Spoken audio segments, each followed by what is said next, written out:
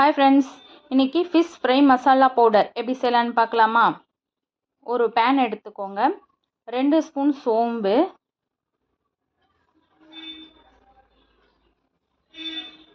1 spoon சீரகம்,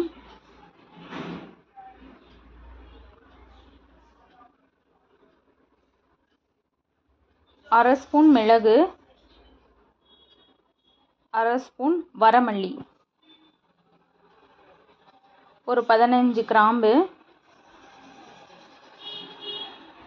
4 துண்டு பட்டை,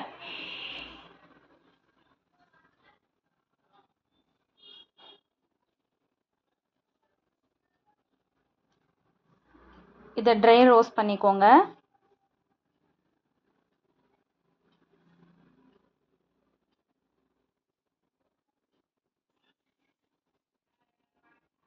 கலருக்காக காஷ்மீர் மிளகாய் 3.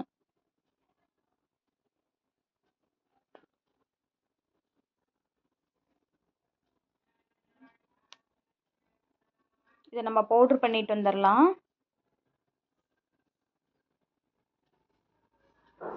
ஒரு ஸ்பூன் அரிசி மாவு,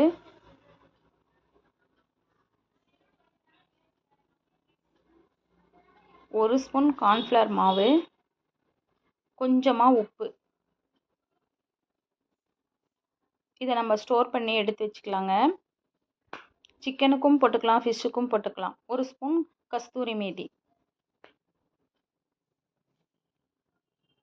இது ஒரு 100 கிராம் பவுடர் இருக்குங்க.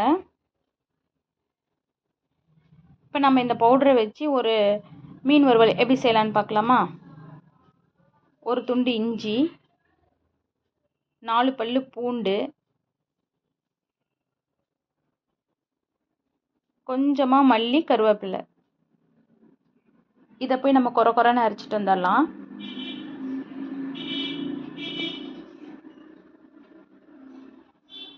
நம்ம ரெடி பண்ண பவுடர் 2 ஸ்பூன், கொஞ்சமாக உப்பு, மிளகாத்தூள், லெமன், கொஞ்சமாக தண்ணி. நான் இன்றைக்கி சங்கரா மீன் எடுத்திருக்கேன். நல்லா மஞ்சத்தூள் உப்பு போட்டு நல்லா கழுவி வச்சுருக்கேன். அதையும் போட்டு நம்ம 1 மணி நேரம் ஊற வச்சுக்கலாம். நம்ம அந்த பவுடரை பல்காக அரைச்சி கூட நம்ம சேல் பண்ணலாங்க வீட்டில் இருந்தே.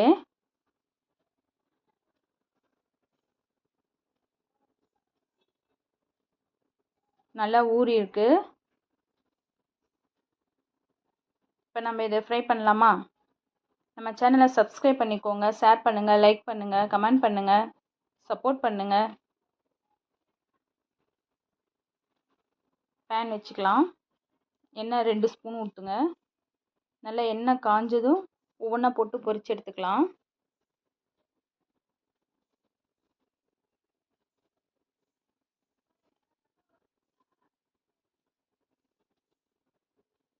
நல்லா 2 பக்கம் வேகட்டும். கொஞ்சமாக கருவேப்பிலை, அந்த வாசனை நல்லா இருக்குங்க. 2 பக்கமும் நல்லா வெந்திருக்கு. சங்கரா மீன் வறுவல் ரெடி. இதே மாதிரி நீங்களும் செஞ்சு பார்த்து எப்படி இருக்குன்னு கமெண்ட்டில் சொல்லுங்கள். பாய்.